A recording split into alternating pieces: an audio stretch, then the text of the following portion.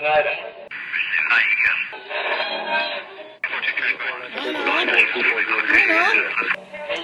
is that you? There, I think I got it.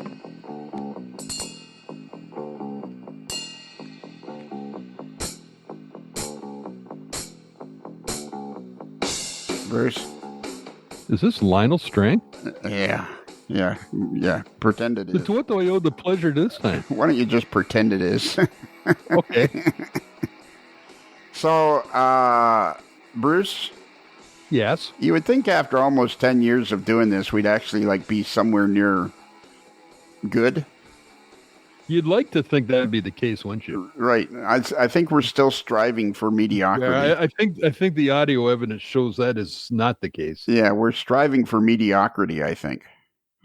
Yeah, marginally adequate. We're striving for marginally adequate. Yeah, we're striving for marginally adequate, and we still got a ways to go. Yeah. We're like on the 50-yard line, still going for marginally adequate. Yeah. We're going for the first win of the season, and it's the last play of the game, and we're kicking a 52-yard field goal into the wind on a rainy day. Yes, that's right. Ralph is buzzing. So anyways, Bruce, what tonight, this podcast, which I'm pretty sure is going to be on the free channel. Right. This is a podcast with one person we know and love very well. His name is Tom Schmieder, and he's building an Erie Lackawanna layout. We've had him on the podcast a couple of times, and Tom is awesome. Well, what's another word for awesome, but not quite as good as that? Marginally adequate? A marginally adequate plus? Not terribly annoying? There we go. So anyways, he's building a cool layout. And then we have Doug Watts, who we've actually heard on the podcast, I would say almost a half a dozen times. I've interviewed him sitting on the porch at the Station Inn in Crescent, Pennsylvania. And I think I've interviewed him somewhere else. I forget now. We'll ask him when we let them into the studio. All right. But have you ever played poker where, twos are wild? Uh-huh. Yeah. So then we have a third guest, and his name is Ralph Heiss, who has also been on the podcast when we were at Springfield, and I've interviewed him, a couple of times at Springfield. But he always strikes me as, Ralph. Ralph. Okay. Yeah, and it's Ralph, and you're just never sure. Like Ralph Cramden type? No, he's good time. You can always count on a good time when Ralph shows up. All right. But you just, I'm just not sure. This is his first time on the big stage. Oh, so he might have jitters. He might have jitters. He might have audio problems. He might just irritate the living crap out of me. Right. Right. What these guys all have in common is they're friends of Uncle Dave. Well, that's not a bad thing to have in common, is it? It's a great thing to have in common because everybody loves Uncle Dave. They do. Absolutely. Who couldn't love Uncle Dave? Who couldn't love Uncle? Exactly. But so Tom and Doug are money in the bank. Ralph he's the wild card in this particular podcast. It's his first time on the big stage. He's a regular operator at Uncle Dave's Onondaga Cutoff, as is Doug Watts, as is Mr. Schmieder. But this particular one night I was standing on the, and the other one that was supposed to join us was our buddy Rich the Wiz Wisniewski. Right. But he's wildly angry at me. So he refused to come on the podcast. Someday we'll get into the story why he's still mad at me, but he's like, he can't even see straight when he hears my name. So he was also supposed to join us, but he had a scheduling conflict that involved a woman. So he made the right choice. Oh, yes. Particularly if it's a significant other. Yeah, exactly. So anyways, one night we were standing on the porch at the Station Inn in Crescent, Pennsylvania, lovely summer night, and we started talking about all the layouts that these guys have operated on the New Jersey area. I'm New Jersey, northern Pennsylvania, some in New York, I guess, all over that, kind of 100-mile radius of where Uncle Dave lives, which is in downtown Lebanon, New Jersey. Yeah. And they have operated on some fantastic layouts. Primarily, the discussion started by talking about a fellow named Harold Werthwein. I've heard that name before. Yes, he's and they've all operated on Mr. Kuster's layout, and on and on and on. So let's introduce these people individually.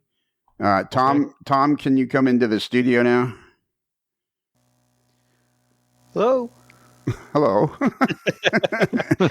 Okay. Don't be nervous, Tom. You've been here before. It's okay. It seems somewhat familiar. Yeah, there you go. So has my introduction sounded roughly correct so far? It sounded pretty good. Okay. Was there parts I left out or parts I over embellished? I'm just disappointed that Rich couldn't be here with us too. Yeah, well, he's mad at me, so that's why he's not here. You guys got to get over that. I'm over it right away. But I'm like, if Rich was a grade 12 math teacher and I was one of his students, he would be permanently annoyed with me. It's surprising Rich double booked himself like that because he's one of the most organized people that I know. Yeah, according to what he says, anyways. He is. He's then why is methodical? Then why isn't he here? You're gonna have to. Everybody screws up once in a while. Okay, there you go. So anyway, just once in a while. Yeah. So far, you're disappointed then that Doug and Ralph are joining us because without Rich, it's not a show. Is that kind of what you're saying? Everything's better with Rich. Oh, okay. I have full confidence that with the other guys on the show, it's going to be a great show, even though I'm here. But everything's always better with Rich. He adds a nice layer of sophistication to everything. Oh, okay. Well, yeah, like he's very well known in my circles as Mr. Excitement. I could understand why. Yeah, there you go. Doug, could you come into the studio now? Good evening. Good evening. This is Mr. Doug Watts. And whereabouts do you live, Doug? I'm in Gilbertsville, Pennsylvania, so I'm in the northwest suburbs of Philadelphia. Northwest suburbs of... And how far is that from, like, Lebanon, New Jersey? 65 miles. Okay. And Tom, we should backtrack a little bit. The strange and peculiar thing about, there's a lot of things, but in the particular, you live in Long Valley, New Jersey, which is where Uncle Dave grew up. Yes. And for those of you who are wondering at this particular point why Uncle Dave is on the show, it's because we want to let other people talk.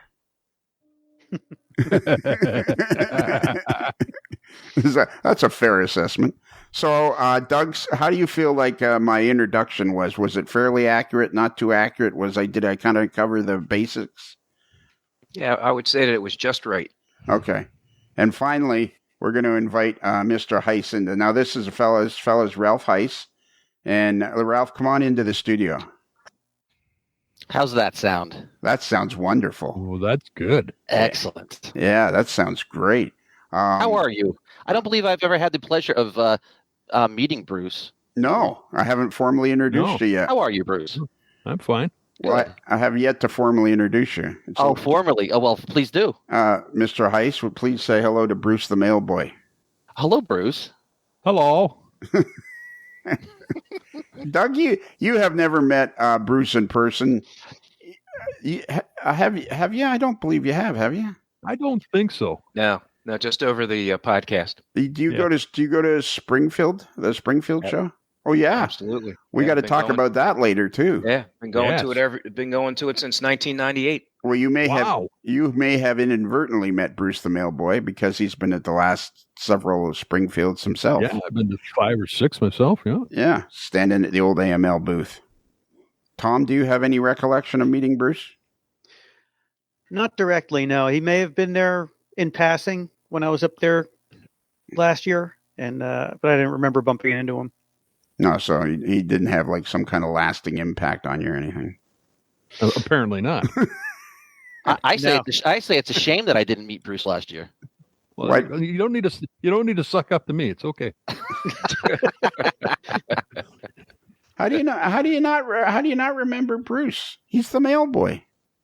Well, clearly I must have, had Uncle Dave blinders on. Yeah, there you go. There you go. There's all the action on the other end of the table where Dave was. The crowds were like 15 and 20 deep trying to get at Uncle Dave. Yeah. I'm going to have to bring ice and ibuprofen for him, because his hand and arm is going to be so sore after, an hour. All right. Yeah. So this particular podcast is being broadcast sometime after Springfield of 2024.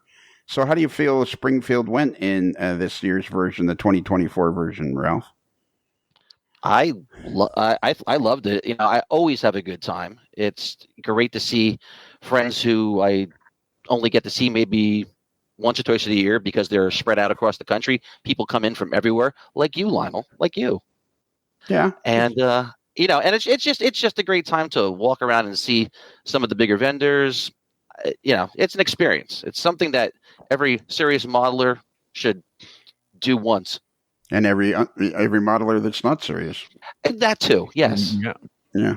Now this year, Ralph, you and Dave came up a day early, and on the Thursday you had dinner with us, and you stayed at the official AML hotel on the Thursday evening. How do you feel that went? Hey, Lionel, can I ask before you answers that question? Can I ask, did we get the issues sorted out, the local constabulary over that? No, we're still okay. That's where Tom. Fair enough. How do you think it went? Yeah. That's where Tom comes in. Yeah. Well, alcohol is a wonderful, social lubricant and levels the playing field. So, you have alcohol, you've got a party, and and everybody's friends. And why didn't you come to the Saturday night the AML dance party at the hotel? Well, we do a lot of things. We're very social butterflies, Lionel, and we have to spread ourselves very thin to make all our friends and hangers on very happy. You think it's easy traveling with Dave? No, it's not. I can't imagine. I can't imagine it is. Especially when he snores. Does he snore? Oh. There you go. Hey, is it loud enough that it could be picked up with a cell phone? Probably. Yeah. Oh, there we go. That's your job for the next time you're. Do a live feed. Yeah, you don't have to do a live feed. It could be recorded. That would be fine. That's true. What was I going to say? I was going to say something really interesting. I can't remember what it was. Oh, well, doesn't matter. So, you guys don't say anything at this next part. So, Bruce, I wonder if while they were walking around Springfield in 2024, if any of them purchased Rapido trains. You are fast-tracked to model railroading fun. Rapido trains, your fast track to model railroading fun. Ralph, do you own any Rapido train products? Do I? That's a great question. I'm not sure if I do. I do. I own a freight car. Okay. And do you expect that some of the questions won't be that great? Yes. Well, absolutely. Honesty's good. See, he thought I was going to have first-time jitters. He should know by now. No, I didn't think so. I thought, honestly, Ralph, here's what I thought about you for your first time on the big stage on the old AML network. Honestly, this is the absolute honest truth. I figure by the end of the show, you'll have irritated the living crap out of me. It could go both ways. But it's my show, so it doesn't matter whether I irritate you. This is true. This is very true. You can turn me off at any moment. I'm in the hang of it. Yeah, I'm almost guaranteed to be on again. Touche. Okay, you guys, enough fooling around. I think this is going to be a really interesting discussion. So basically, Doug, see, you were there. You were present at the discussion time. Were you not when we were standing on the front porch of the Station Inn in Crescent, Pennsylvania? Well, there were so many different discussions. I'd need to know which one specifically you were talking about. We were talking about having a podcast about all of the layouts you guys have operated on in the New Jersey / northern Pennsylvania, New Yorkish area. Oh, okay. Gotcha. Were you there for that discussion? Yeah, I think I was. And maybe not for the entire discussion, but probably part of it. Oh, by the way, how do you feel like you and Alex Lang were at the Springfield Man in our guest, we call it our guest table, for Springfield. We have 4 tables. We have the first two are to your. If you're standing looking directly at our booth, the 2 tables to the left are devoted solely to a modeler's life. Our third table is our guest table. Last year in 2023, it was the Iowa Scaled Engineering guys. 2024, it was the guys from the state, Alex Lang and Doug Watts from the Station Inn in Crescent, Pennsylvania. Alex is going to have to start paying me for these plugs. And then, of course, our fourth table is our resident book author, chatterbox, fireside chat guy, Uncle Dave Abeles from the Onondaga Cutoff. So, Doug, how did you feel like it went? Was it worth your time to be in our booth? Well, that's this year coming up. That's coming up in 2 weeks. Yeah, I wasn't at the show in 23. You want to help me here, Bruce? Yeah. Can I interject that? If we roll back maybe less than 5 minutes, this show is probably being broadcast after the Springfield show. So how do you think it went? Oh. Sorry about that. And take 2. Take 2. Yeah, I didn't read my cue card. Yeah, we've had all these shows are rehearsed. Now you missed one of the rehearsals. Yes, when it shows. Yeah. So I mean, we review everything on this show is scripted. And if you had just read your script and stuck with us, we wouldn't have had that problem. Yeah, well, you know me, I like to ad lib. So yeah. So Doug, how do you feel? Your time well spent being in the AML booth with Alex Lang representing the Station Inn in downtown Crescent, Pennsylvania? Absolutely. Attaboy. Hey Tom, we're 17 minutes into this thing. How do you think it's going so far? Swimmingly. Hey Tom, I don't know how it could be better. Exactly. So okay, so you 3 guys, what you 3 guys have in common is operating on several layouts in the area. What would be the best? Let's start with Harold Werthwein's because that layout fascinates me. Tom, when do you remember reading or meeting Ralph? How long have you and Ralph known each other? Decades. And it was, Ralph and I were both very much younger men back then. And Harold's was the place where anybody met. That was the version of the internet before the internet existed in the model railroad world. Doug, did you ever have the opportunity to operate there? Absolutely. Okay, so when do you think, Ralph, you and Tom first met at Harold's? Oh gosh, late 80s, very early 90s. So, like, we're talking 30 years ago. Oh, easily. Okay, and Doug, he's still my friend. He's still my friend. Go figure. You know who? Harold Werthwein? No, Tom Schmieder. Tom Schmieder. Yes. And Doug, when do you feel like you fit into that? When do you feel like you started operating at Harold Werthwein's? Let's see. I would say it was probably the early 90s. I'd say 90, 91, 92. So have all 3 of you guys known each other for like 30 years? That kind of thing? Easy. Yes. Yeah, wow. Yeah, that's where we met.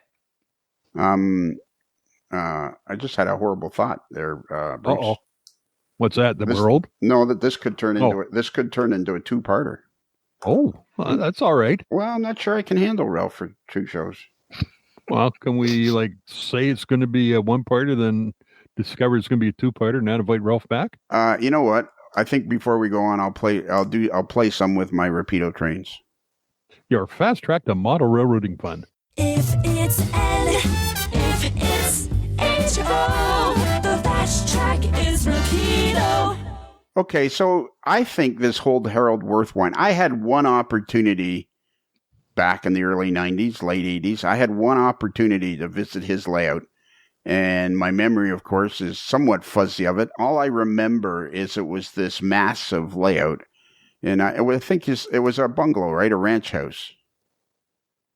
Anyone can jump in now. You guys, it's a free-for-all from this point forward. Oh, free-for-all? Okay. Yeah. It's open circle discussion. Yeah. It was a ranch house. It was a very shallow Y, Y-shaped or V-shaped. It had a bend in the middle, the length of it. Yeah. It was 35 feet wide by 80 feet long. Wow. With a sort of a bend in the middle where it kinked off maybe 15 degrees or so. And the whole basement was model railroad, wasn't it? Correct. Yeah. And you know why Tom knows the dimensions of that basement? Because Tom, and I don't know if you were there, Doug, you probably were, but Tom and I helped, unfortunately, take the whole thing apart. Okay, well, let's get to that in a little while, because I don't think there's did that layout ever appear? It did appear in some publications, did it not? Yes, it did. Yeah, it was in Great Model Railroads, and then it was and Tom and Ralph jump in here. It was in 2 episodes of Alan Keller's Great Model Railroads video series. Right.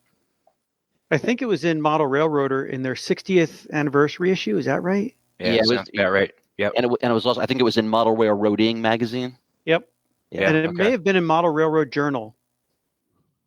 And I seem to recall that. And I don't seem to remember when I visited it some 35 years ago. I don't seem to remember a lot of scenery. Would that be correct? Eventually, it had lots of scenery. I understand that, but I'm trying to just jog my own memory. Would it, like 35 years ago, been primarily bench work? When I started going there, it had, when you came down the stairs, that front part of the room, that was mostly scenic.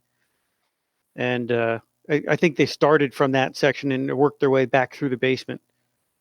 And how did you guys, each one of you, how did you guys end up getting an invitation there? Let's see. I was involved in the TAMR, the Teen Association of Model Railroading, back in the 80s, and my friend, who's since no longer with us, Tom Matthews, he got me an invite to Harold's, and it's history from there on in, you know. And Tom, do you remember how you got an invite there? Harold was involved with the Erie Lackawanna Historical Society and handled all of the merchandise that the society would sell, such as books and models and that type of stuff. And he had an ad. There was an ad in Model Railroader or Railroad Model Craftsman every month that, you know, promoted the society and their stuff and calendars they'd sell. And I had questions about some of their products, and it listed this guy's name and the address. So I looked him up, and his number was listed. He still had a home phone with a house line, you know, thing, old school. And called him up, and he answered the phone, and I, you know, posed my questions and told him I'm a model railroader and I'm interested in the Lackawanna Railroad. And he promptly says things like, you know, it really was a nice little railroad that never should have been built, about the Lackawanna, because he was very arrogant about that Erie was the best. And so he says, you know, I have a model railroad in my basement too. You should come over and see it sometime. So I eventually took him up on his offer and went over and visited, and was astonished at the just immense size of this layout. And it was so beautifully crafted, and he's so welcoming, such a friendly, nice, inviting guy. And it was, you know, just a visit. They were doing some work that day, and then ultimately ended up getting invited back for an operating session. That's what I remember. Like I say, I had one brief visit with him, an hour or so, but what I remember was he was an incredibly pleasant man to be with, and glad that I was there to come and see his model railroad. Like, that's the one memory I have of Harold Werthwein. And I know at a time there was a stretch where he was very well known, but I'm afraid it's like, you know, I've had the experience where I will mention the name Alan McClellan to some younger modelers, and not that, you know, maybe in their 30s or something like that, and they have no idea who he is. And I'm thinking to myself, that's how this discussion got started. I mean, Harold Werthwein's layout in the New Jersey area, was like you said, that's how you get to know everybody before the internet almost. There was an MRA convention down in Philadelphia, and one of the tours came all the way up. This is like in '93, and one of the tour buses, or 2 buses, came all the way up to Harold Werthwein's house. It's like, you know, got to be close to a 2-hour drive. And Tony Koester's house is 10 miles down the road. And so the buses that came to Harold's house first, he gleefully told them, he goes, well, now that you've seen this layout, he goes, now you can go see the cute little layout down the street. And Doug, do you remember how you got invited? Yes, my invitation was courtesy of Ken McCory and Brad Bauer after I became a regular member of Ken's Buffalo Line crew. Both of those gentlemen were regular operators at Harold's, and they talked about it, and then they said, well, hey, let's see if we can get you an invite. So they did. Went up with them one Saturday, and coming up from the Philly area, it was a day trip. You committed to the day, and came up there, saw that, and was like, you got to be kidding me. I mean, it was great. And as you noted, Harold was a very quite the gentleman, very generous host. And after the first time I was there, he invited me to come back with the guys. And that, like I said, that was in the early 90s. And I was a regular operator on his railroad right up until the end. Doug, I have to apologize to you. Are you think you're prepared to accept an apology? What are you apologizing for? When I was introducing you, I forgot that you were with us a couple of times when we interviewed Ken McQuarrie. That is correct. Boy, can't you hardly wait till this show gets actually good? I missed that part of the rehearsal. Well, we're kind of like in spring training still. Yeah, that's true. There you go. So can you guys take turns because how many guys did it take to operate this layout? Oh, gosh, easily 20. Between 20 and 25 seemed to be the sweet spot. Yep. And it was crowded or not crowded or? Oh, plenty of space for everybody. Yeah. No, there was were a huge basement. Single man crews, crews doubled up. How was it? Generally done? single man. Wow. And go ahead. And I think sometimes that depended on how many people showed up, because there were some jobs that he would put 2 people on. But like Tom said, it was mostly single man crews. And how often did he operate? Like once a month, every 2 weeks? Once a month. Yeah, once a month. Well, He did an interesting thing, though, because fellas like Doug would come up from Philadelphia. So he had, local guys that were nearby that, didn't have 2 hours to drive. And then there was this other group, and he ended up dividing the sessions up through the year. Mm-hmm. And he would have 6 sessions a year on Fridays and 6 sessions a year on Saturdays. Yep. And the Friday session was Friday evening, and that was for the local guys. And then Saturday, he would do a midday session, start at like 11 o'clock or something, run for 2 hours and stop for pizza, and then, continue on after that. But it was nice that he was accommodating to people like that. Yeah, for sure. Well, I've only ever heard good things about it. And, what other questions should I be asking about this? Like, this is kind of like where I thought this endless, fascinating discussion would go, because how can I put this? You guys are kind of later on in your years. You've passed the century mark. Am I correct with each one of you gentlemen? Yes. And Ralph, I do use the term gentleman loosely. Of course, as you should. All right. So, like, I feel like this is a discussion that is kind of really cool, because it's kind of like a trip down memory lane with all the things all the layouts you guys have operated on, and all the model railroading stuff you guys have done. Because Uncle Dave didn't show up. Uncle Dave never got to. Did he ever get to operate on Harold Werthwein's? I don't think so. I think he might have been there for like the last session, which was. For some reason, I think he made it right at the very end. Yeah, and that was really a free-for-all session. I mean, it was just like, everybody from the entire tri-state area was there just to see things run for the last time. And when we say tri-state area, we're talking Jersey, Pennsylvania, and New York? Yeah, and I wouldn't be surprised if some people came from Connecticut or Delaware. Okay. Or even Rhode Island, which actually isn't a state. It's more of it's like gum on a sidewalk. You can just go around it. Wow. What? I don't know. Just wow. Well, that's true, isn't it? I mean, it is. It's not hard to go around it. I've only ever been there once. There you go. And you don't live that far away from it. That's true. I don't. So do you guys remember in these early years, 30 plus years ago, do you look back now, each one of you, do you look back now and go, holy smokes, were we ever fortunate that because, I mean, when we go through the list of, I mean, we've chewed up 30 minutes already. We've only talked about Harold Werthwein's Erie Railroad.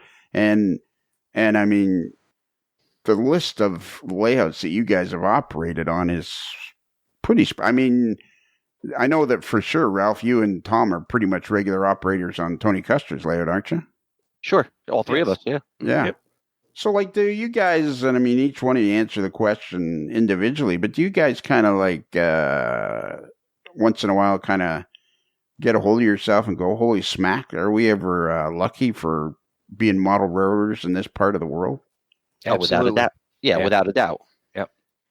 And I mean, there was no way I could ever ask you the question, what's your favorite layout to have ever operated on? Because there's no way you guys, any one of you guys would want to pick one because there's been so many spectacular railroads. But let me ask you this question. I mean, Harold Werthwein, he obviously, when you first started operating on it, it was strictly DC, right? Correct. No, it wasn't. Oh, no? Oh, He no. was using Dynatrol Right. That's right. with all 18 channels. what was and- Dynatrol? I forget. It was an analog command control system, and each locomotive had to have a receiver. It's sort of like a DCC decoder, and they were not. I'd actually ended up putting a couple of them in for Harold in some different engines, and they were not as small as the new DCC stuff is, so it was a little challenging. But you had to. The track was powered through this command system, and you had tethered throttles, and you plugged it looked like a phono jack with a number on it for what channel you wanted to use. And when you plugged that into your throttle, you would control any locomotives that had that channel receiver in it. So there were 18 different frequencies, if you want to think of it that way, that you could run, locomotives. So he had basically his fleet divided up and timed during the session that no two trains with the same locomotive frequency number would be running at the same time. So that was a lot of planning and thought had to go into coordinating that so you didn't have any conflicts. Because if you put in plug number 14 and somebody else has another locomotive with number 14s on a powered piece of track, that one's going to go too. So it was really a complicated system. It was way more advanced than DC was. But he layered that then when rail links came out.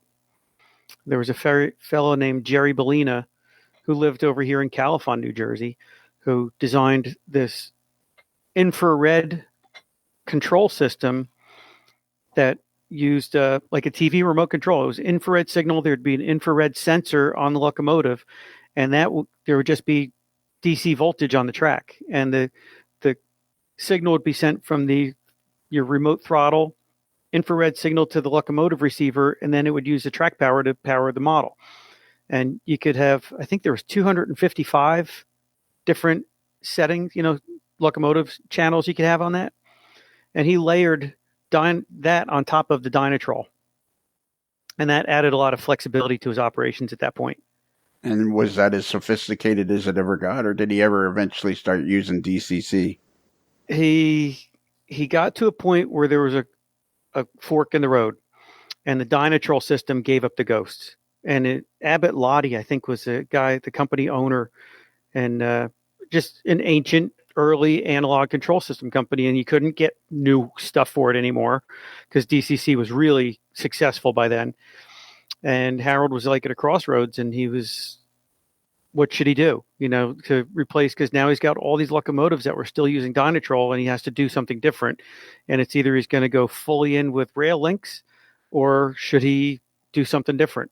And so there was a meeting at his house with some of the core regular guys who helped out there. And his son, Sean Licklater, I think is the name, he had gotten into business with Jerry Bellina and had taken over Rail Links. And so Sean's demonstration room test bed for Rail Links was his dad's layout in the basement. So Harold ended up deciding to just continue on with Sean.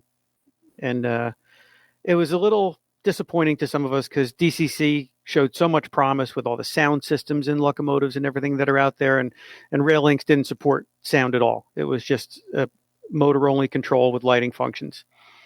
But Harold decided to stay with that to support Sean in his business. And so he stayed with Rail Links. And do you remember anything that you could add to that, Doug? Or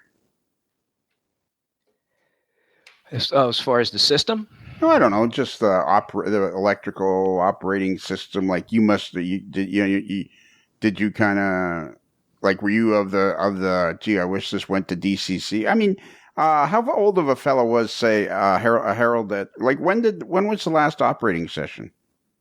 last operating session was December. He passed in December of 2019. Okay. So yeah, his the last operating session was the middle of December, and it was on a Saturday. I think there were 60 plus people there that came in and out throughout the day.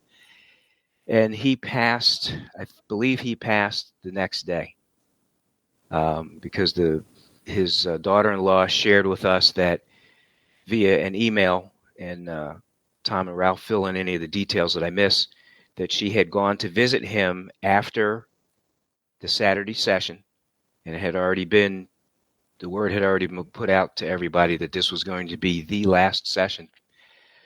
And she went to visit with him and let him know what had happened, and that the railroad ran fine, and that everybody had a good time. And then she said that he smiled and turned away, and he passed later that day. So I think it was the same day or very early the next morning. And then his services were, I believe the services were the following week. You are correct with that. And it was right as COVID was falling upon everybody. And so it was the end of 2019, because then by the way, you asked how old Harold was. Harold was 98. Yeah. And he really had a good quality of life into his late 90s. Yep. And one of his downfalls, no pun intended, was he fell down some steps outside of his girlfriend's house at like age 96. So he was also a happening dude then. That slowed him down. He was a character, that's for sure. Yeah, Wow. Absolutely. He was married to his wife Audrey for over 50 years, I think. Yep. And she was a wonderful, supportive woman. He was going to only build the layout in the back, like quarter of the basement. And she goes, well, why don't you build it out here where everybody can see it? And he didn't realize he had such a permission slip. So he filled the whole thing. Mm-hmm. Just wonderful people. Nice people. What a Go ahead. And the nice thing about that was, and you've been there, Lionel, so when you came in, you'd come in on the back deck and you go down the staircase, but you could see the kitchen before you went down the staircase. And Audrey always had on a pot of coffee, and she greeted us as we came in and said, hey, fellas, how you doing? Would you like a cup of coffee? Oh, thank you very much. But, I'm not a coffee drinker, so I didn't partake. But that was all part of the atmosphere and the environment, and it was it was amazing. And I am very thankful that I was able to do that at a much younger age, and to have that opportunity. Got the opportunity to meet Tom and Ralph and a number of other folks. And when you think back to those days, there's two layouts that you heard about up in northwestern New Jersey. There's the Allegheny Midland and the Erie Delaware division. And I think about this, and you think about the family tree, and then from those two mighty oaks, a whole bunch of other operators and layouts, came forth as a result of that. One of the other things that was interesting for me is Tom and Ralph and I were a part of the team that had the sad duty, but the privilege and honor to help dismantle the Delaware division. And there's some things that I was able to inherit, and I've looked at some of the work that he did. And Harold was very ahead of his time in construction techniques. Now, I can't get into all the technical stuff, but I look at it, and I shared some things with other folks, and they said, well, who did this? And I tell them, they said, man, this is, techniques that he used, reuse of materials, etc. I mean, it was amazing. And That railroad was historically accurate with the structures, the measurements. If you knew the territory and you saw different scenes, you knew exactly where you were. I mean, there was no question. But yeah, that's the Rucka Viaduct. I mean, the structure was magnificent. I mean, it's just totally unbelievable. But the other thing for me was all of the people that were in and out of that, and the big congregational time was when everybody first got there and you got your name badges, and then the other time was when we took the break for pizza, and there was a lot of laughter, a lot of ribbing, and all that kind of good stuff. But I mean, everybody was there and everybody was having a good time. Yeah, I'm very, very pleased and very consider that quite the privilege to be there. The sad part for me was as it ended, but then being there and doing some of that dismantlement and some of the items that I was able to inherit, I could have never imagined that I would have those items. I consider myself a temporary custodian. I mean, I have the Susquehanna station that Harold Scratch built. The station's it's 4.5 feet long. I mean, all of these things looked, the sense of scale, they looked big on the layout, but then when you take them off the layout, it's like, are you kidding me? I have that. I have some other items, but one of the things I'm very proud of, and I'll turn this over to the other gentleman, is there's items that when I thought I was going to build a layout, I thought, well, I'm going to take some of these because I can incorporate that into my layout. Well, since I'm not going to build a layout, what I've been able to do is reach out to modelers in the Philly region and going west towards Harrisburg and say, hey, there's different things that I have, and I sent those guys pictures, and there's items that they said, are you serious? I said, yes. I said, well, I can use that. And I said, great. Tell me what you're interested in, and I will get it to you. And they said, well, what's the cost? I said, the cost is $0. They said, no, you got to be kidding. This came from Harold's. I said, I hear you. I said, I inherited these. I said, I inherited these. My mission is to get these to other model railroad homes. And there's guys that when you look at somebody in their eye and they look at me and they say, man, I really appreciate this. And you can tell they really do. And that's been quite an honor for me. And I feel really good about that. Not puffing myself up, but the ability to, Harold reached out to me and I was able to be a regular on his crew for 30 years. And now I can pass some of that on. That's what it's all about. Wow. Doug, I really want to say that your analogy with the tree, the mighty oak, is so accurate. The experience of going to Harold's introduced me to what have become most of my adult friends in life. Is our community was all met through Harold's house, either directly at Harold's or vicariously as a result, from the branches that have grown from that. And every year, Harold's birthday was on October 3rd, and there would always be the first Saturday of the month operating session. So we would always get him a birthday cake. And I made it a point when I think he was 95 to point out that all of my friendships in my grown life are thanks to him and the opportunity that he created by hosting those operating sessions. And I wanted him to know that how important his operating session was to my world and the difference that it made. And he really appreciated that. That brought a smile to his face, realizing that it was just more than running trains, that it meant something to people. That's what I thought. And that kind of sums up nicely what this hobby is all about. It's the people you meet and friendships you make. Exactly. Fellowship. Exactly. Yes, sir.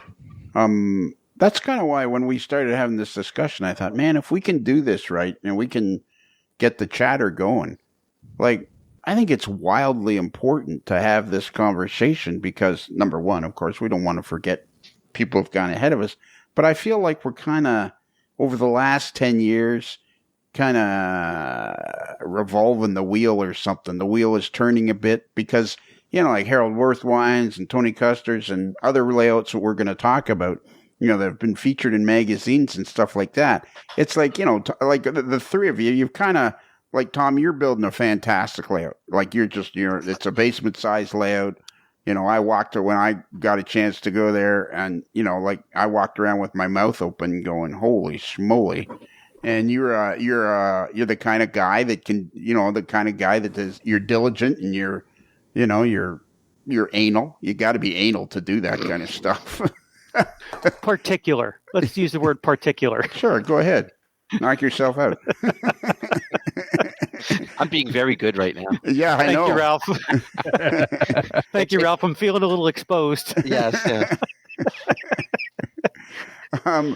But this is, and Doug, you had decided because I think, as I remember correctly, you're looking after your elderly mother, and building a layout just didn't fit into your life at this particular time. So you're an avid operator of all layouts in around your area, and within probably 100-mile radius of your home, I guess. Yeah, that's right. You nailed that, because one of the layouts that I operate on in northern PA, it's 100 miles from door to door. Right. Yeah. And then Ralph, where do you fit into this? Because it seems to me the discussions we've had as you're talking about, what do you model, the Lehigh Valley and? Right now, the Lehigh Valley and the CNJ, but I'm considering a redo to something that I grew up closer to where I grew up, and I'm still on the fence. I'm not sure. Right. And do you have a layout in progress? Do you have dreams of building a layout? Where do you fit in that? Oh, it's built and it's run. I've had sessions. I haven't had sessions in a year or two or three, but right. It's built and it does run contrary to popular belief. Otherwise, why would I pay Tom to put decoders and engines for me? Well, and of course, the reason I'm asking these questions is I've never been invited to your home, so I really have no idea what is there.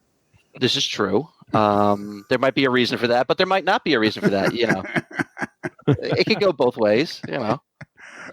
So let's hear. So we heard very eloquently from both Doug and Tom. So we're not looking for eloquent from you, but I'm interested in. I'm interested in your kind of view of that, because that's kind of what I feel like. Is when I stumbled on, I feel very fortunate to have met Dave, and now feel like I have this. If I'm ever driving through New Jersey and my car breaks down, I'm never going to have a problem finding somebody to give me a lift, because I feel like I have this whole crew of friends in the Jersey area that, and so like I'm interested in what's your take on what Harold Werthwein's layout meant to you? Well, honestly, I can't really add much to what, Doug and Tom both said. I feel as strongly about the fellowship and the friendship as they do. It might sound silly to say it was an honor, but it was an honor. My model railroad life, for lack of a better term, wouldn't be what it is today if it wasn't for Harold's. It's where I jumped in head first. Other than having a Lionel train set when I was a kid with my father, I experienced prototype, operating on a layout right from the get-go, and it's been a big part of my enjoyment of the hobby, and it's just like Tom said, the friendships that I've made, they're incredible. Yeah, they're lifelong. Yes, there's just something about the people you meet in model railroading that, I don't know, like I've often said, once you're in, you can't get out. Every time I try to get out, they drag me back in. But it's like I've said, it is. It's true. And it's like I've said on the podcast numerous times. You can have a guy that's a French horn player in the Dallas Symphony Orchestra, and a guy that's has a farm in Campbellcroft, Ontario. And if these two guys find a common, well, better than that, you can have a guy that's in the Dallas Symphony Orchestra and some goofy guy with a podcast, that's that can't really do much of anything other than I was very good. I was very, very good at drawing penalties in front of the net. But these two guys find a common bond in model railroading, a Jeep 35 on a particular railroad. These people will become lifelong friends. Like close friends. It's a fascinating bonus of the hobby. And I'm not entirely sure it exists in any other hobby. I can't say that for sure, but it just feels like it's something really special. Yeah, I mean, I like you said, I'm sure it does. I mean, we're not an island unto ourselves, but it is. It's if I had to pick one thing about it that's great about model railroading, it's knowing people like Doug and knowing people like Tom and you too, Lionel. You too. I appreciate that. I'll send you the check. The check's in the mail. Thank you. Yes. So, okay, let's move on to another railroad that's very well known. This particular railroad is very well known. We have no point in going around in circles, but there's many model railroads to speak of. Tony Koester's layout, where first was the Allegheny Midland, and now it's the Tickle Plate. That's kind of neat. The Nickel Plate. When did each one of you guys start operating on that at Tony's house? Ralph, you go first. Well, probably in the early 90s when so there were three, I get not decades, but time frames of the Midland Road. There was the 1974 or thereabout version with the yellow and red engines, and I just missed that. And that was when when the layout was not quite as scenic as it was like we saw in the pages of MR. And then he backdated to the 60s, and then he finally backdated to the 1950s. And I was there for those two versions of the layout. So yeah, sometime in the early to mid 1990s. And again, it was through Harold's. And did I hear you say earlier that you got to meet Harold when you were a part of the Teenage Model Railroad Association? Yeah. So I was probably 17 or 18 when I went to Harold's for the first time. I have trouble imagining you as a 17 or 18-year-old. I do too. Yeah, a lot of trouble. I suspect you and I would have been friends in high school. Well, next time I see you, Lionel, I'll have to bring pictures. Well, I have some. Yeah, we talked about that, and yeah, please do. And I saw them when at Springfield, and it was great to see a couple of those photos. Don't you think, Doug? Don't you think this last version of Springfield went really, really well, especially for you and Alex, because you had that table at the Model Railroad, the AML Nation booth? Yeah, no doubt about it. What was your favorite? Yeah, attaboy. What was your favorite part, Doug? Do tell. The opportunity to meet and network. There you go. What was I going to say? Oh, yeah. So you met through Harold Werthwein. You got an invite to Tony Koester. Was it Tony that invited you? Was it Harold that got Tony to invite you? Do you remember any of that? I want to say I met Tony. I mean, Tony didn't really ever get to Harold's much on a very rare occasion, and I don't remember if it was Tony had come to Harold's or again my late friend Tom Matthews had gotten me an invite to Tony's. I do remember, hoping that I could become part of the Midland Road regular crew, and I got a very nice letter in the mail from Tony saying, well, right now the crew is full up and we don't really have any room, but if there's ever an opening on the extra board, you're more than welcome to. And I'm thinking, okay, it was my one time to go to Tony's house, and that was it. And I don't remember if it was months later, a year later. All of a sudden, magically, I was part of the operating crew. And Harold never admitted it, but I have a feeling it was due to Harold that I got to be a regular there. That's cool. I've always just had that feeling. And do you ever get the feeling, or do you ever get the sense? And this question I want to ask all three of you guys: do you ever get the sense that you're part of you guys have had the opportunity to be immersed in the history of model railroading? I mean, no. I mean, I don't. I mean, I enjoy it for what it is, which is, good times with good friends and doing what I enjoy doing, which is operate prototypical model railroads. But I mean, it's funny. I'll go to a meet, like Springfield, and I'll see, young kids run up to when Tony would go, and now it's Uncle Dave, and it's like, oh, can I get your autograph and everything? And it's like, and that's cool. But I guess I don't get it, because to me it's just I go over to my friend's house and I play with his trains and we have a good time, and I don't think much more into it than that. Yeah, it's kind of weird. It's like there are thousands, probably tens of thousands of people that would have loved to have been in your position. Oh, and I do, and I guess I have to look at it going back. When I was like the story I just started out telling you when I was 17. It's Tony Koester's layout. And I was kind of crestfallen that I never thought I'd be able to become a regular there. But hey, look at me now. But I don't think of it as anything other than he's my friend, and I'm with my friends, and we're doing stuff that we love. Yeah, that's kind of the uniqueness of I think that's kind of the uniqueness of the hobby is, on the one hand, there's lots and lots of people that envy you in your position, but from your point of view, it's kind of, you're just operating layouts of people that you know. Right. And I, like I said, I don't poo-poo the young 18-year-old who looks at Tony's layout or looks at Dave's layout and goes, "That's the coolest thing ever." I mean, and it is the coolest thing. It is the coolest thing ever. But there's layouts like Jack Ozanich's layout that I never got to see, and Alan McClellan's V&O that I never got to see. And to me, those are the mythical, white buffaloes that I never got to experience. And then yet I have a couple of great stories about operating on Jack Ozanich's layout. And I mean, I've said it on the podcast numerous times. My favorite memory of Jack Ozanich was he loved to come, if you made a mistake, he would come along and chew you out. And in this kind of, you thought for the unwashed, you'd think he was deadly serious. He was serious, but he was deadly serious. But the problem for Jack, when he would be chewing me out, is I couldn't stop giggling. And the more I would giggle, the more he would chew me out. Sure.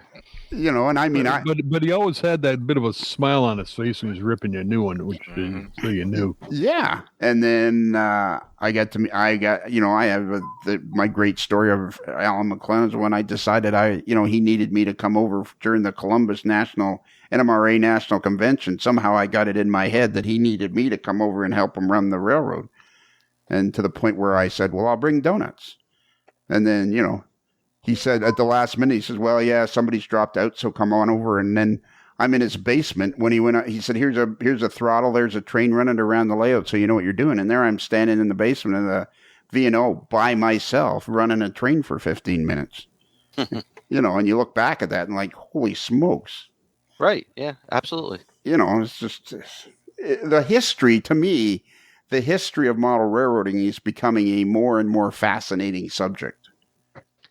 Yeah, and I think that would actually, there's never a good time, and there's also conversely never a bad time to write, if not a book, an article about that, because it's so true. The hobby is, and the history of it is always growing. It's always changing. Like I said, 10 years ago, Doug and Tom, we didn't know Dave, and now look at, what Dave has, how Dave has progressed in the hobby world, and he's a celebrity. Yeah, he doesn't think he is, but well, he's Dave. Well, the whole premise is interesting that you bring up about being immersed in the history of model railroading, because yes, Dave's a celebrity right now, and part of that celebrity gets memorialized in these articles and books that he's doing, and they become historic artifacts. That's what people look back in to see what model railroading was like back then. Is they'll look in old issues of Model Railroader, they'll look in these older books that were published, and here's moments of time that are captured in those images and the stories that are there. And in the moment, Ralph's not even realizing he's immersed in the history of model railroading. I didn't even think about that. It's not a way you perceive yourself as being immersed in history. If you go to Mount Vernon, where George Washington's farm was, yeah, you're immersed in history because you're at the historic place. But you don't think of it in your context of your everyday life. And we're amongst these pillars of the model railroading world. Tony Koester, geez, he was the world ambassador to model railroading for the NMRA. I don't know if there's anybody with a bigger celebrity in the hobby than Tony Koester's name. And Bridget's going to a session every month. Yeah, you got to pinch yourself. Come on, you got to be kidding me. Mm-hmm. And that I think is an indication of how the hobby has changed because of the things like the internet. Back in the days, you'd know about Tony Koester, Al McClellan through what was, and others was written in the press, the model railroad magazines, RMC, MR, and whatnot. And now you have the capability. Tom's got a Facebook page. Dave has a Facebook page. Dave has this. Dave has that, and everybody's out there. And Tom Jacobs, the same thing. They're all out there and able to share with us their experiences as they go along, be it a freelancing thing or a prototype thing. Tell us what they're doing and how they're doing it, and let us get a glimpse into their world. And like it or not, they're becoming, let's go celebrities in quotation marks. But the fact that the communications make this all possible is great for everybody, I think. Yep, absolutely. I know I'm going to be interviewing a young fella that will come with that podcast. Will come out after this one. His name is Cam Neely, and I first met Cam when I interviewed him and his friend John Caffarelli, and these are a couple of young guys in their 20s. They were early 20s when I first talked to them, and they met each other through their Facebook pages. And Cam now has this fantastic YouTube channel of his layout, the how do you say Marias Pass? Marias. I knew that. Of course you did. It was a question. It was a skill testing question. Yeah, I want others to feel like, if they don't know how to prounce it, they're not alone. No, it was Maria's Pass, Lionel. It's not Mariah's. Maria's. That's how you say it. Maria's Pass. Yeah. Yeah, boy, if I could do it. I have a very limited vocabulary of 27 words. Hey, Lionel said it when you're in Tucson, Arizona. Yeah, exactly. But he's a young fella, mid-20s. And his YouTube page is Mary. How'd you say it? Mariah. We're not going to tell you. Maria. I just did. Mariah's. Maria. How do you say your name, Ralph? Mariah's Pass. But it's a fantastic YouTube channel that didn't really exist. The popularity of YouTube and that didn't even. I personally say that prior to the smartphone of 2007, none of this stuff really existed. And now, I mean, this is stuff you can go see. I'm really excited about talking to him again. And it's so different. And I think that's why, I had this thought while you guys were talking, is between this podcast and the next one we do about this, is each one of you's got to send me a list of layouts that you've operated on so that we don't miss anything, because it's a fantastic discussion. And like Dave's well known. Dave's a celebrity, becoming a celebrity in the hobby and stuff like that. But he's a very humble guy, not really interested in that. But, you only become that because it's no different than the podcast. Just because I love the sound of my own voice, people are hearing the podcast and this is fantastic stuff that we're talking about here. It's absolutely fantastic stuff. And it's almost a responsibility to pass it along. And I can give you an example of what we're talking about. When I went to your house, Tom, and you're showing me around, I kept thinking to myself, if this guy's legit and this actually comes to pass, this is like fantastic that I'm getting to be here in the early days to see this thing, because this layout is going to become really well known and envied. Your layout's going to become envied if it comes to pass what your plans are. It's going to become envied. It really is. I mean, like Tom Jacobs, who's building his layout, and other people who are building fantastic layouts. It's like, it is important to pass this kind of. I feel like we have a real opportunity here to shine a light on what we've been talking about for the last hour, that we haven't had. There hasn't been this opportunity before to have these discussions. Selfishly, I'm building this layout for me, but in this context, I'm really building a gathering place where people are going to come and have community and social fun. And beer. That's going to be, and there may be some alcohol involved. Yeah. And I always use the example of motorcycling. Like, I don't have my Harley Davidson and get it to run the way I do and all that. My two bikes, I don't get them to be the way they are and have them run and all that and keep them the way they are so that other people can ride them. It's like, don't touch my bike. Mm-hmm. Whereas this particular hobby is you go to blood, sweat, and tears and you build this thing so that people can come and use it and touch it and feel it. And like I used to say, I always said, when we had operating sessions on my railroad, if something got broken, well, that's just the cost of having friends over and having community.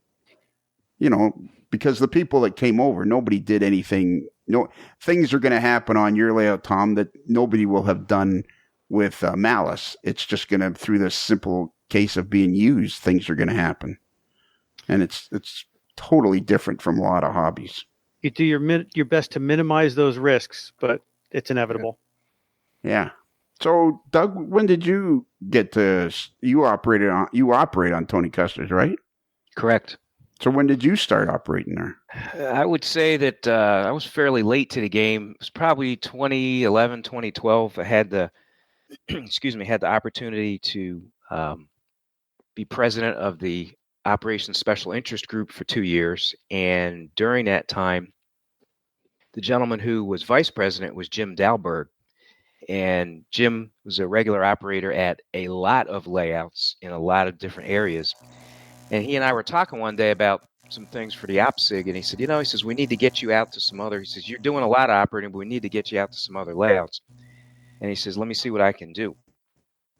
He reached out to Tony, and it was during the summer. Tony had an extra board for vacation fill-ins for regular members who were away. And I got a notice or an email and asked me if I would like to come up. I think it was like July and August. And came up both months, came up with Jim Dalberg and got introduced to, I had met Tony before, but I got introduced to the layout and, did the qualifying runs, et cetera, et cetera. So after those two opportunities, I received an email from Tony, and I always thought this was cool because he said, I want to take the opportunity to thank you for helping us operate the third sub during the summer when we're a little bit short. Appreciate you being on our extra board, and I would like to promote you to full-time or full crew status. And I still remember looking at the email and said, "Are you kidding me?" Yeah, and this would be his timetable and train order. Correct. Layout, right? The latest version. Correct. Yeah, the third sub, nickel plate third sub. And I looked at that and I thought, wow, I can't believe this. So that was my intro, and gotten to know, like I said, I knew Tony before, but gotten to know him even better, and then found a niche that I really like with the railroad, which is working the Frankfurt commercial job that does a lot of work in and around Frankfurt Yard. But yeah, that's how I got my introduction, thanks to Jim Dalberg. Fascinating. Doug, you're a regular operator on Ken McQuarrie's layout. Right. Now, if I only ever go there, like the first time I show up, can you talk him into letting me run the helpers?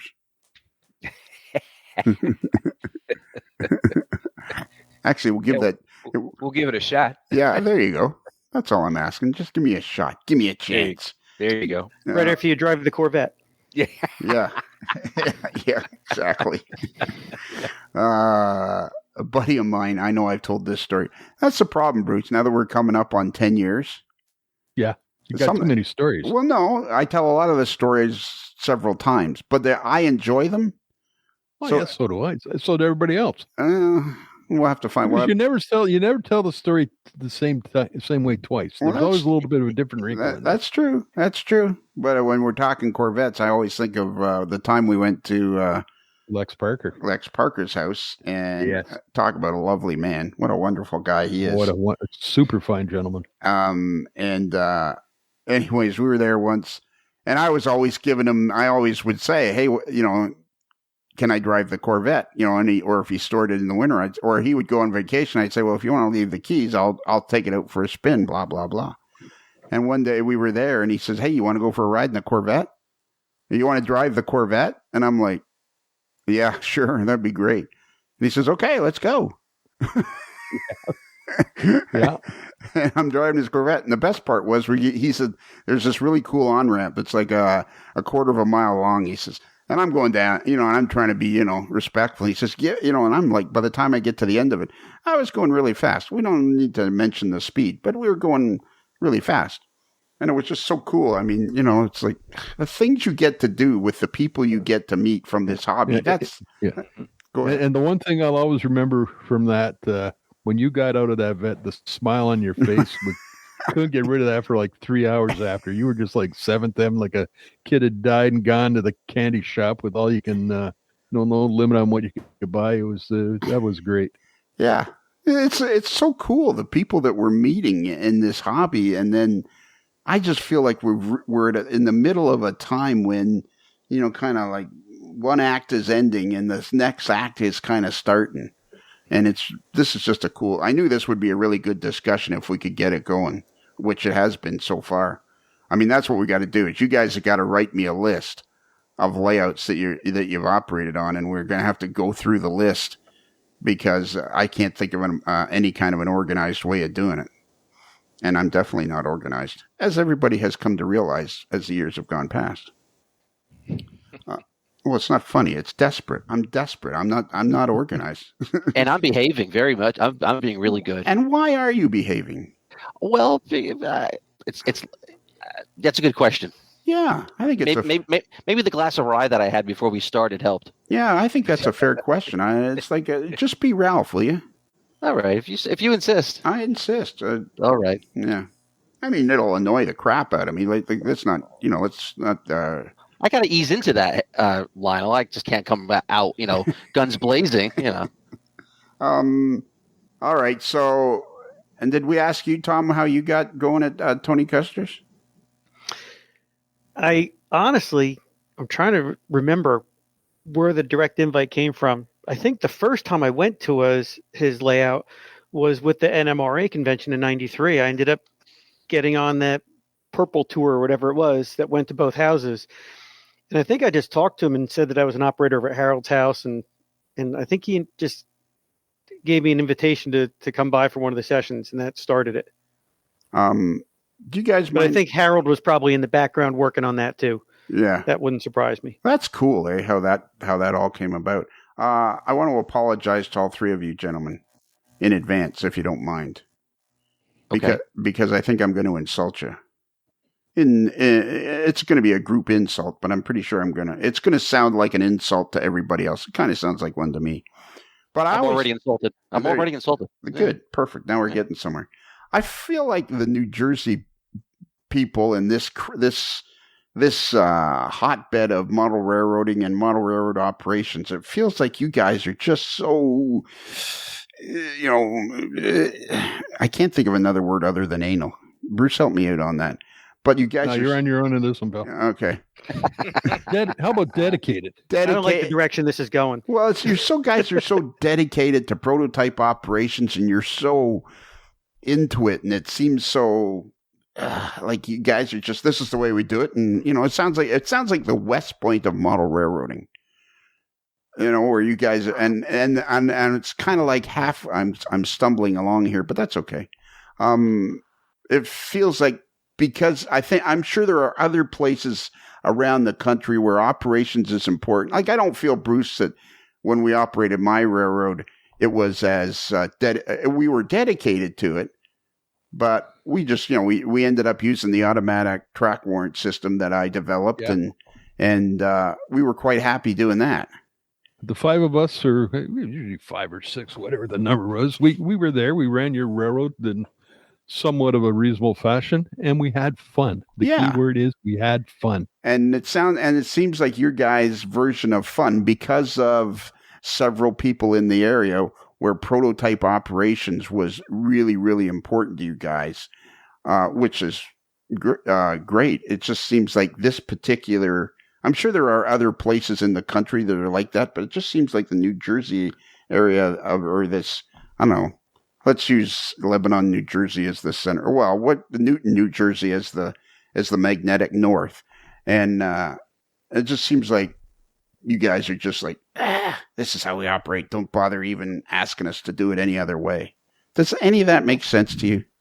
Well, I'll jump into the deep end of the pool here. It's one of the fellas that I used to operate with at Ken McCory said to me years ago, and I think this translates to northwestern New Jersey as well. And he said to me, he says, yeah, we're definitely serious. He says, but we're serious enough that we don't take ourselves too seriously. And I remember him saying that, and he looked at me and then he smiled, and I said, "Okay, I got you." And so now, in retrospect, looking back, I said, "Yeah, that was a good way to put it," because he was right. We were definitely very interested in prototype operations. We want to do it right. We want other people to enjoy it, but we didn't get wrapped around the axle where it's like if somebody made a mistake, it's like, get out of here and never come back. We would never do anything, and I don't use that word a lot, but that's the way I would take it. And yeah, I've been to other parts of the country that have a hotbed of operations. Kansas City, it was like that, and enjoyed my times when I operated in that area. Tulsa, Oklahoma, the Front Range in Colorado, around Denver, and all of those areas that I've had the opportunity to meet folks and operate on some high quality layouts. It's pretty similar. The folks are serious, but it's not so serious that we can't have fun. It's not a job. We're doing it to have fun and to enjoy the fellowship and the camaraderie. Yeah. I understand. Yeah, I get it. Like I understand. Yeah. Like you guys are all very friendly. Maybe let me start from that end. I find that you guys are all very friendly. I enjoy hanging out with you guys. You're all very friendly. And me and Dave have had this discussion many times on the air and off the air. It's like, I just don't think I enjoy being on his layout. I enjoy operating his layout, but I feel like I'm not qualified. Like I'm just not sure that I would ever be qualified to get to that. I feel like I'm in the AHL of model railroading, which is the next, it's like AAA ball. Yeah, but Lionel, when you've told me that, what have I told you? Don't bother you. Well, that goes without saying. But no, I told you were crazy. Yeah, actually, that goes without saying as well. Yes, but Bruce, that's a different kind of crazy. Let's be honest. Oh, okay. Yes, okay. That's certifiable. No, I guess I get that, but at the same time I don't, Lionel, because let's look at it this way. Dave's layout is 1994-95. It's signaled. Tony's is 1954, guys. I think 54, and it's timetable and train order. And then our friend Dave Ramos, it's car cards and waybills, no signals, and it's World War II. Each layout is a little bit different, but you want to respect when you go to somebody's operating session, you want to respect the vision that they have. But like Doug said, it's going to eventually dissolve, evolve, unevolve into just having a good time. We're there to run trains to the best of our abilities because, like Doug said, it's not our job unless you're Doug and it was your job. But it's just about having a good time, and like I said, being respectful to the owner's vision to the best of your abilities. Before we get on to other layouts, I think this is a great time to have the discussion about something I've always wanted to talk about is operational etiquette. And, like if you're at a particular railroad and they have Rapido trains. Your fast track to model railroading fun. Rapido trains, your fast track to model railroading fun. I think model railroad etiquette, operational etiquette, like when you go to a layout, somebody else's layout, I think that's a great discussion to have and you three guys are as experienced as anybody I know as a group. Man, it'd be interesting to know if we could add up how many times you guys as three guys together, how many times you've been at operating sessions. God, it must be it has to be over 1,000 times. None of us will catch up with Jim Dahlberg. No, I understand. Well, I understand that, but he was like the king of going to every session he could, and knew so many people, and still does know a lot of people. But I think he was one year he had like 139 operating sessions in 1 year that he attended. Right. Like that's an insane amount of operating sessions to go to in a year. Well, sure. That's like what, 3 a 2 or 3 a week. Yeah. Yeah. And that was also across the country as well, because he would go to a lot of these ops, meets, these invitationals. Yep. So it wasn't just in Pennsylvania, New York, and New Jersey. It was Seattle, Washington, and it was Chicago, and it was Kansas City, and you know. Mm-hmm. Crazy. So I'm interested in this particular discussion of because Bruce's and my famous story is we had a guest group, some guys from a club or something. I forget where they came from, but my basement is 30 by 60 or 30 by 75 or something like that, but only about. My layout was like 20 by 30, and 1/3 of the basement or 40% of the basement was model railroad. And then we had, a household workshop. And then I had my model railroad workshop. And then I had a fairly good sized rec room where the TV was, the family TV room was. And I have a really nice chair. I call it the big puffy chair. And, we're having this operating session, and this one guy disappears. And I go out to the rec room, and there he is sleeping in my chair. And of course, what I wanted to say was "Get bleep out of my chair." and I'm thinking, how could this person possibly even imagine a scenario where they could come into a stranger's house and fall asleep in my chair because they wanted to? It blew my. To this day, I relay that. Bruce and I still laugh about that story. Yes, because I think I probably came. Bruce was always the one taking the crap when something was irritating me, and I think I probably came back into the train room, and I'm like, this guy's sleeping. Let's say adult situations were encountered as far as language. Coarse language is encountered. Yes. So I'm interested in kind of where you guys what's your number one rule for going to visit a layout or operating going to another person's house and operating on their layout? Tom, what would you say the number one rule is when you go as a guest? You're a regular, not even better. You're a guest. You're going to somebody's house for the first time. Like in the back of your mind, stamped into your mind is rule number one. I guess it's, learn the rules. You got to go there and understand what you're doing, and don't take for granted that you can just do whatever you want. You got to play within the boundaries of the rules that they set up. So typically most hosts would have a briefing where they explain how everything works, and you got to stay within the parameters. You're there to help that layout fulfill its mission of what it was designed to do. And you don't want to be the one who's, throwing a wrench in the works of the whole thing. Right. And respect the property and respect somebody.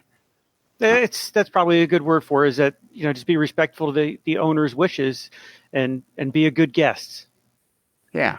Because it's like, I always compare model railroad operations to playing Monopoly. If one person doesn't play by the rules, it ruins it for everybody else. You got to do it the way the game is set out.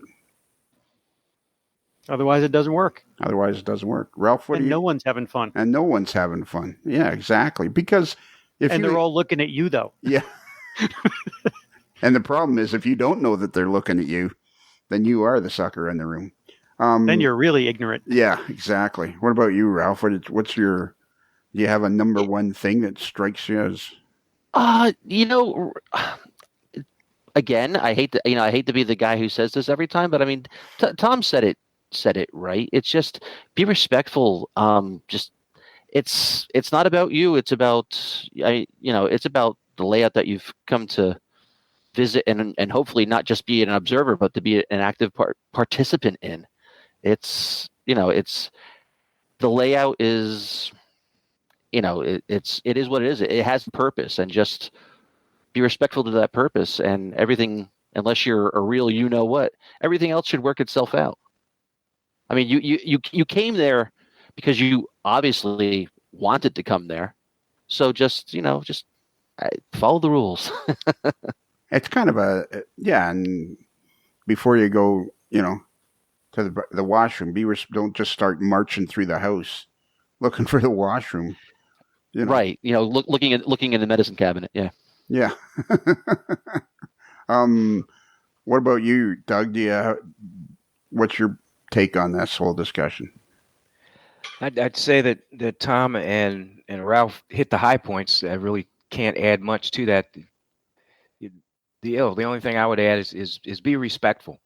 Be respectful of the person's home, because that's one of the things I've explained to folks is that, with the exception of going to a club, we get invited into people's homes.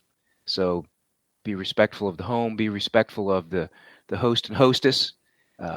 If it's a husband and wife, or gentleman and his significant other lady, be respectful of the railroad, the time that's been spent in crafting that railroad and coming up with an operating scheme, and be respectful of the other operators.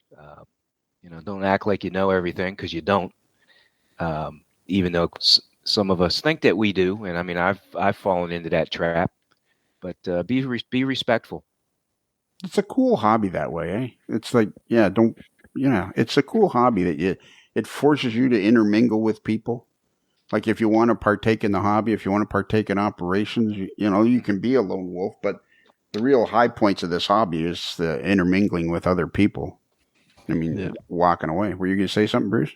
I was just going to say, we're talking about operations. I'm going to throw a plug in for anybody listening.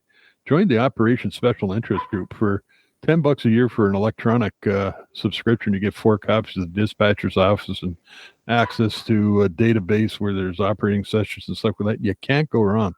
www.opsig.org. Go there, sign up, and open your eyes to the wonderful world of operations. And Doug, you said you were president of that for a couple of years? Yes, I was.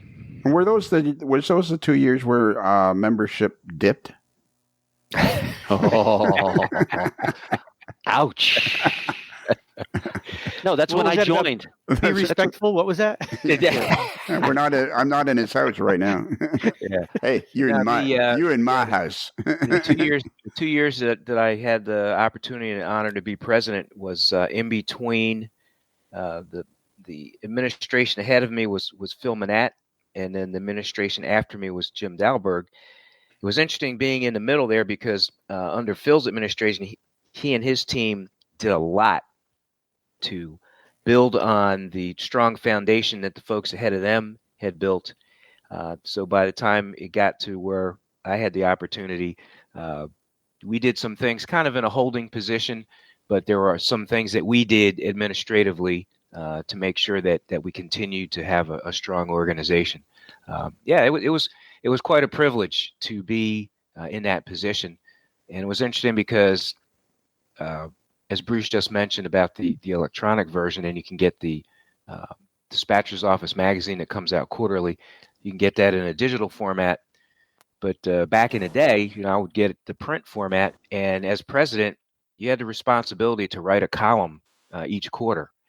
And it gave me pause to stop and think about what I liked about the hobby. But it wasn't about me. It was about the organization, and it was about what we all brought to the table.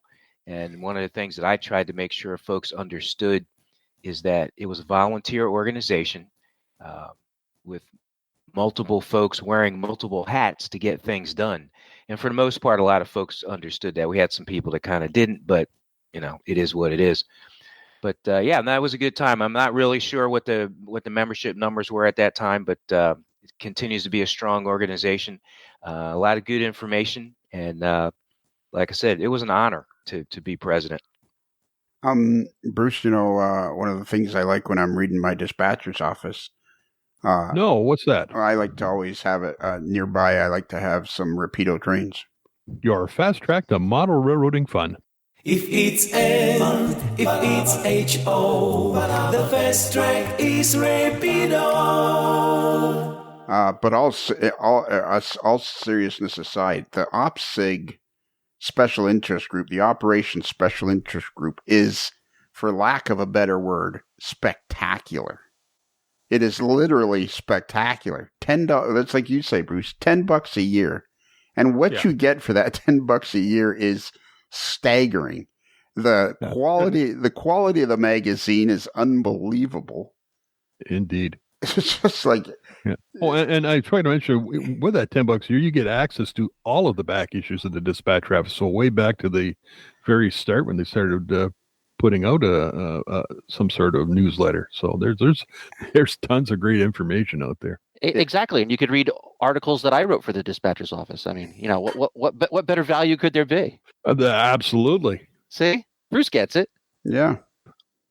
Bruce is. Thanks for that $20 via PayPal thing. Hey, no problem. Bruce. It's a little known fact, but Bruce does have the tendency to embellish. It really is. I mean, I couldn't plug the Operation SIG Special Interest Group enough. I mean, when I joined, like, it's perfect. Like, I am not as devoted to prototype operations as you guys. But the information and the articles and the quality of the magazine is beyond. It's spectacular for $10. There is nothing better in model railroading. There's no better organization, I think, in model railroading, other than I better say the NMRA, to belong to than the Operation SIG. For what you get for $10, it's beyond spectacular. And you can find it very easily by going to opsig.org, opsig.org. And do you know why it's .org, Ralph? No, why? Because it's organized. Oh. How do you think this went, Ralph? I had a great time. Right, but how do you think it went? Well, it's not always about Ralph. It's not always about entertaining you. Oh, but I thought it was, Lionel. I thought it was. I thought that's why I was invited. No, to be entertained. No, it's not always about entertaining you. Oh, so, I'm sorry. See, I told you I'd wind up. See, it just took a while. I thought this has been a great discussion, and it really needs to be further discussed, as you've said, because there's just so much more to talk about. Yeah, we got to make this. We're going to do this at least 2 or 3 more times, because what I need from you guys next is we will for you guys to make up a list of layouts you've operated on and that we need to talk about. Because number one, A, we don't want to leave anybody out, and B, I couldn't possibly know where to go next. I mean, like the first time Dave took me to Ted Pamperin's layout, I was just like, holy cow. And there's so many and it's Ralph, you made a great point. You never went to Jack Ozanich's. I did. You never got to go to Alan McClellan's. I did. And you'd be, it would go down the list of layouts people got to go to that what this guy did, that guy did. I think this hobby is way bigger than anybody realizes. Oh, absolutely. Way bigger. How do you think it went, Tom? I think it went well. It's a nice introduction to the topic. Yeah, I like that. A lot more to discuss. I like that. An introduction to the topic. Nice. Makes it sound like I am semi-organized. I like that. What do you think? We know better. Yeah, exactly. What do you think, Doug? Primo. Seriously though, Doug, what was your favorite part of Springfield 2024? I would say, again, meeting folks and having an opportunity to network. Oh, so close. Spending time with me. That too. Bruce, can you give out our email address? Yes, our email address. Please send us emails. We love them all. We read them all. We take criticism. We just love getting emails from you. So send us an email at modelerslife@gmail.com. That's modelers with 1 L like limited, not 2 L's like local. And Ralph, I know that you've spent at least some time on the Modelers Life website. And do you know what to do if you didn't catch that email address? No, Lionel, what? You just simply go to our website, amodelerslife.com, scroll down a little bit, and click on the picture of the moderately agitated mailboy in a particularly agitated state. And boom, the email address comes up, and all you got to do is fill in the title and your text and hit send. Wow, that's awesome. It could not be easier. It could be. No, I don't think so. I think you don't think so? No, not really. No, I'm pretty happy with that. Yeah, I'm pretty happy with that. And Ralph, can I ask you a question? Sure, Lionel. Have you ever wanted a T-shirt with a hot dog on it? A T-shirt with a hot dog. Well, I have a Hot Dog Johnny's T-shirt. Yeah. Yes. I have one of those too. Good answer, Ralph. I have one of those too that was sent to me by a very close personal friend. Wow. Who could that be? I have no idea. Tom somebody or other. So, anyways, Ralph, so Yes, would yes. you like a T-shirt with a hot dog on it? Well, sure. Well, if you go to Midwest Model Railroad, and their URL is midwestmodelrr.com, and you scroll across the navigation bar to Other, and click on the drop-down menu, you'll see the AML shop. And if you go into the AML shop, you'll see a wonderland of AML merchandise. Wow. Hats. Ralph, do you remember visiting Midwest Model Shop when we were in Kansas City? I do. It was a great store. Yeah. I was disappointed. Really? Yep, because there was no AML merchandise for sale in the store. It's internet only. Yeah. See, Mm. and I was going to think that was so easy to do the way Lionel put it out there, but Well, it is. You have to go on the internet and do it. You can't buy it at the store. yeah. But if like Tom makes the point, if you trek halfway across the country, you'd like to be able to grab that impulse item, that AML Yeah, I impulse. flew all the way there just to go get a T-shirt with a hot dog on it, and I couldn't. Yeah. Like if you go to Lambeau Field, you at least hope you can buy some Green Bay Packers merchandise at the store there, right? Exactly. You think? Duh. I can't ever imagine Doug wearing a T-shirt with a hot dog on it. Doug's thinking about this very seriously. Yeah. What happens at Crescent stays at Crescent. There you go. Yeah. That's what I'm talking about.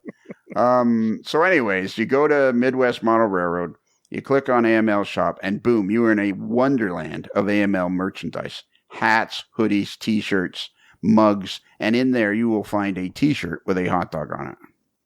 Neat. Yeah. Cool. And also, Ralph, if you like this podcast, and I'm sure you've listened to every episode and some of them twice.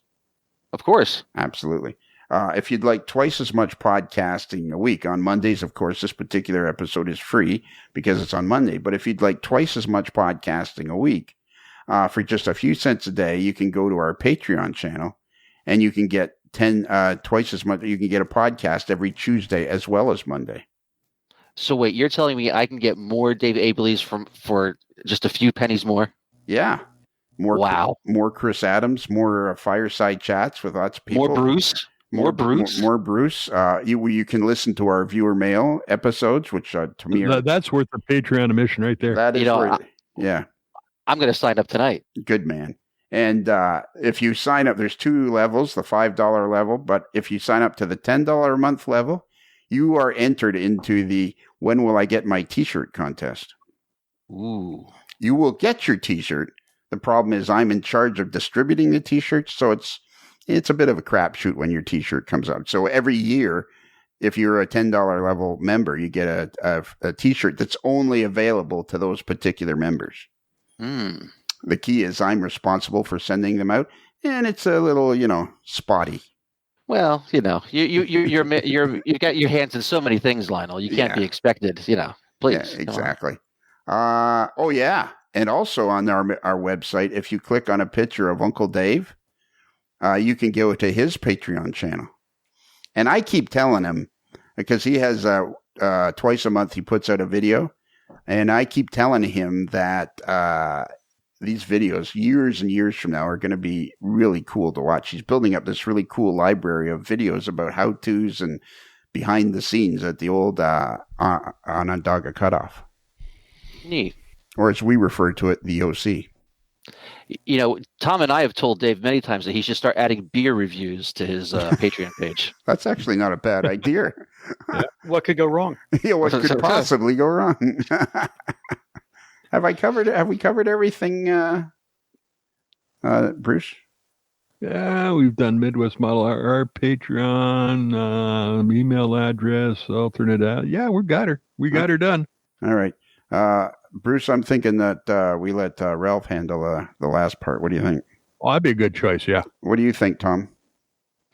I think that's very prudent. Doug, do you have any thoughts on this? You got my vote. All right. So here's the key, Ralph. At the appropriate moment, we need you to say "Happy Rails" to you. Happy Rails to you. Okay. Yeah, you want to write it down? You want to take a minute to write that down? No, I think I'm good. Okay. Now the Ralph can sing it though too, right? Okay, well, we're getting to that. He's in a band. I understand. Well, here's are we going to have a problem here, Lana? Well, we might have to backtrack and pick somebody else who can listen to instructions. Yeah, we haven't. Yeah, exactly. And the thing you need to know, Tom, and I don't think they've told you this, but a guy on bongos and a guy playing bass guitar is not a band. It's a subway stop. Wow. Wow. So just try to keep that in mind. Wow. Wow. Wow. Wow. All right. Okay. Okay. So here's the key. We need you to say happy rails to you. But the key to this is there's no singing. There's no dancing. There's no interpretation of any kind. It's just we need you to say happy rails to you and have it said with enthusiasm. At the appropriate moment. Okay. All right. Are you ready? I'm ready. Well, Ralph, as we close the barn doors on another episode of A Modeler's Life, and the sun slowly sets over the back 40, I guess there's nothing else left to do except for you to say, happy rails to you.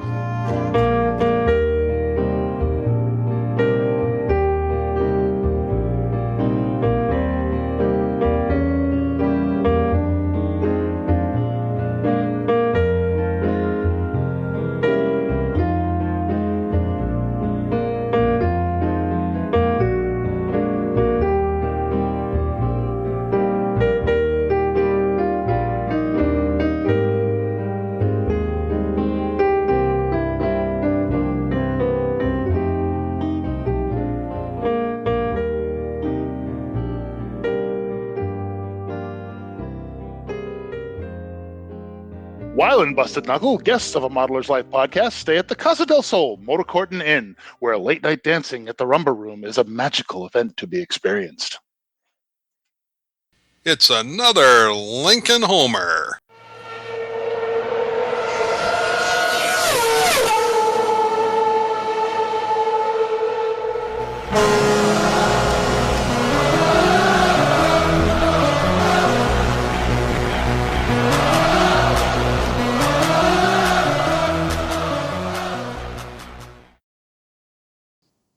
Nice. That's a good job. Nicely done. Yeah, that was hard for you, wasn't Thanks, it? Bruce. That was hard. Bruce. I appreciate that, Bruce. There's another 20 in my PayPal account. All right. Yeah. That was hard for you just to contain yourself, wasn't it? A little bit. He was getting a little over enthusiastic, but he kind of dialed her back just when he needed to. You know, Bruce, I knew I was going to like talking to you. You know, I really did. Yeah. We're going to become good friends.